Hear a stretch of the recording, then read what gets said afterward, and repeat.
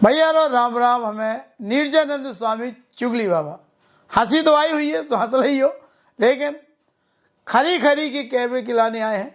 और हमारे इष्ट जो नारद जी हैं, पहले दिन से हमने बताओ तो सृष्टि के कल्याण के लाने उन्होंने नारद से माँ चुगली करी, आदमी सो कान लगा, लेकिन भाव उनको कल्याण को रात तो छोटी छोटी कथानक के रूप में, छोटी छोटी कहानी के रूप में हम आदमी के आत्मबोध करावे के लाने जो एक अवतार कह दो या नव सेगमेंट कह दो या नव प्रयोग कह दो, करवे के लाने निकले हैं। आज का विषय है भाव। अगर व्यक्ति के अंदर भाव नहीं है तो वो पशु के समान है। और पहले दिन हमने जो बात कही थी कि इंसान केवल मनुष्य बन जाए या मनुष्य केवल इंसान बन जाए तभी उनको धरती पे आप वो सार्थक है, नहीं तो कोनो दीन को वो है नहीं है। अब बात अगर करें तो भाव की, तो बड़ी सुंदर एक कहानी है, एक प्रचलित कथा है, दंत कथा है। एक गांव में एक गरीब ब्राह्मण रहते थे और वे गरीब ब्राह्मण बिल्कुल इतने गरीब थे कि उनके जीव को पार्जन के लाने कौन और साधन हतो ना। कर्मकांडी ब्राह्मण थे वे, और ये कारण से वे कर्मकांड पूजा रचा करा के कथा वथा करके अपनों घर को भरण पोषण करते।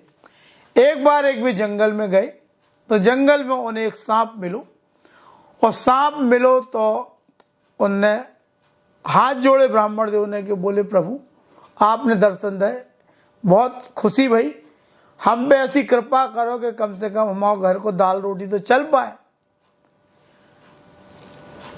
प्रसन्न हो गए नाग देव और उन्हें कही कि तुम रोज आके हमें कथा सुनाओ करे और हम तुम्हें बदले में कछु देव करी। अगले दिन जल्दी से नहा धो के ब्राह्मण देव पहुंचे जंगल में, और जौन पेड़ के खोंग के भीतर नाग देव रात थे उते उन्होंने उनको आवाहन करो और वे प्रकट हो गए। ब्राह्मण देव ने कथा करी, और कथा करने के बाद जैसे वे जान लगे सो नाग देव ने कही नागराज ने कि सुनो रुको, और भीतर जाके एक सोने की असरफी लेके आए और उन्होंने तो रख दी, बोले जाओ ले जाओ। ब्राह्मण देव बड़े खुश हुए और सालन से उनको जो सिलसिला शुरू हुआ तो सालन तक चलत रहो। बड़े खुश होते, रोज जाए कथा सुनाए, बदले में एक असरफी सोने की मिल जाओ करती, खुश होके आ जाते। अब उनकी स्थिति, माली स्थिति भी ठीक ठाक हो गई, तो उन्हें लगो कि पैसा कछु इकट्ठे होगा तो हम तीर्थ यात्रा कर आइए। तो ऐसा विचार मन में आओ तो उनने अपनी लड़का से कहे, इकलौता लड़का तो वो इकलौते लड़का से कही कि चलो बेटा हम तुम्हें एक चीज बताओ चाहते हैं, हम चूंकि तीर्थ यात्रा पे जा रहे तो अब तीर्थ यात्रा पे जे हैं तो वो कर्म तुम्हें करने हैं, रोज करने हैं। तो लड़का चलोगा जंगल में। अब ब्राह्मण देव लेवा गए तो उते पे उनने कथा सुनाई, और नाग देव ने एक असरपी सोने की नाग देवता ने दे दी। जो बच्चा ने देखो, पंडित जी ने बताया अपने बच्चा के कि तुम रोज त्याओ ने है, इन्हें कथा सुनाओ ने, और बदले में जो तुम्हें एक असरफी देव करे तो घर ले जाओ करे, और घर में सब्जी भाजी जो लेने राशन पानी लेके दे दो करे। लड़का बोले चलो ठीक है पिताजी। अब पंडित जी तीर्थ यात्रा पे चले गए और लड़का रोज जान लगो जंगल में। अब चूंकि मानवीय स्वभाव लालची होते और ऐसो लालच आदमी के ले डूबत भी है, तो ब्राह्मण देवता के लड़का के जो भाव आओ कि रोज रोज जो कथा सुना के थे पगलौटी कर भी हम आ रहे फालतू की, जब पेड़ की खोंग में खजाना रखो तो वही से निकाल के जो एक एक असरपी दे दें, काहे ना हम इकट्ठी असरपी पार कर लें। बात इतने आई कि जैसे सोने की अंडा देवे वाली मुर्गी खेऊ अगर एक बार मार दो तो क्या मिले, तो ऐसे ही भाव आ गो ब्राह्मण देवता के लड़का के। उन्हें अगले दिन योजना बनाई और एक मोटा सा डंडा संगे लेके गो, और उन्हें योजना जब बनाई कि कथा जैसी हुई है और नाग देवता जान लगे तो पीछे से हमारे मार भी। अब कथा पूरी करने के बाद नाग देवता ने एक सोने की असरफी दी और वे जान लगे, चूंकि देवता नाग देवता नाम ही लगो देवता, तो वे उन्हें आभास तो रहा था ये खतरा को, और नाग देवता के तो सिक्स सेंस रहा था, एक अलग आभास रहा था। छोटे बच्चे के कहूँ नाग देवता डसत नहीं आकाश से, छोटे बच्चे के अंदर भाव नहीं रहा कि जो हमें नुकसान करे, और बड़े व्यक्ति के अंदर भाव आ जाए सांप के देख के डरा जात। तो सांप समझ ले तो जो हमें देख के डरागा मतलब जो हमें मार दे, इससे पहले वो आदमी के डस ले। तो जैसे ही ब्राह्मण देवता के लड़का ने उन्हें भर ताकत बांस डंडा मारो तो वे एकदम पलटे और ब्राह्मण देवता के लड़का के उन्हें डस लाओ। हालांकि डंडा भी उनकी पूंछ में लग गया और वे तमतमा गए बेचारे और वे भीतर चले गए।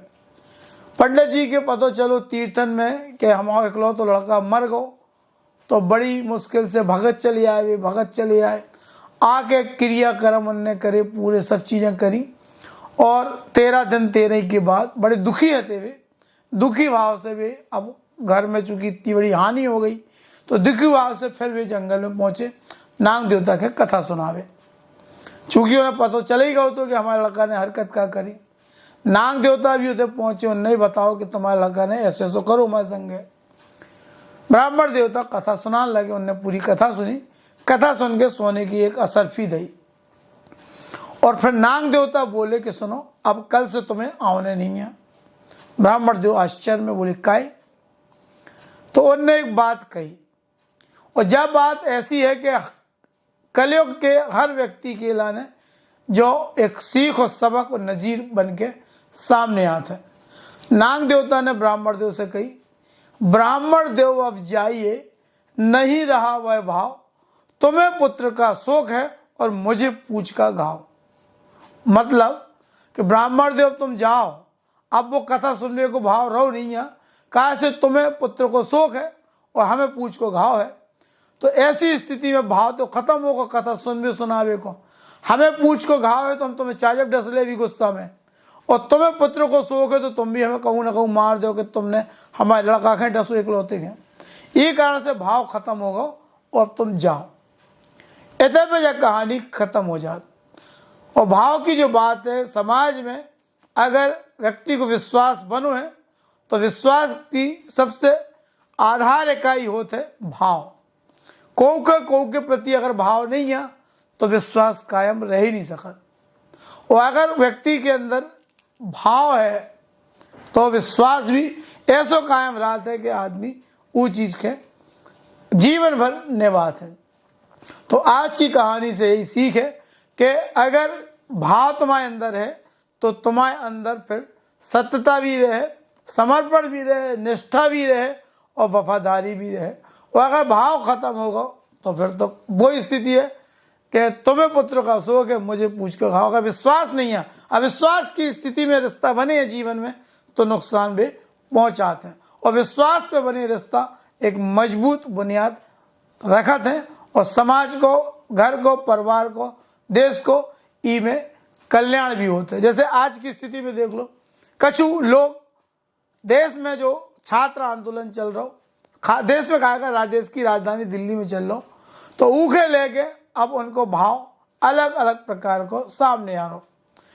एक गैंग ऐसी है जी विश्वास ही नहीं है वर्तमान सरकार पे, तो उनके अंदर का है कि वे तो हमेशा कोने कौन मौका मिले वे सरकार के विरोध में जहर और गलबे को काम कर।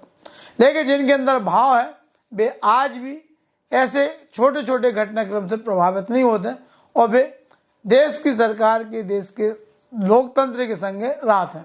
जो तरीके से छात्र आंदोलन आज भटक चुको है, भटकाव की स्थिति में आ गो, तरह तरह के वीडियो सामने आ रहे, मीडिया पे हमला हो रहा है, पुलिस पे हमला हो रहा है और गंदी नारेबाजी, अश्लील कमेंट्स, जाने का चीजें हो रही, गाली गलौज तक हो रही। इसे साफ जाहिर होगा कि जो छात्र आंदोलन तो कतई नहीं है।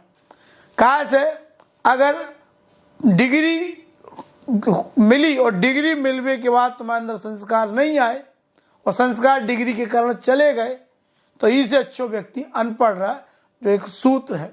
तो भैया अवेलेर विदा, कल फिर एक नए कहानी कथानक को नए भाव के संगे चुगली बाबा फिर है। जय राम जी की।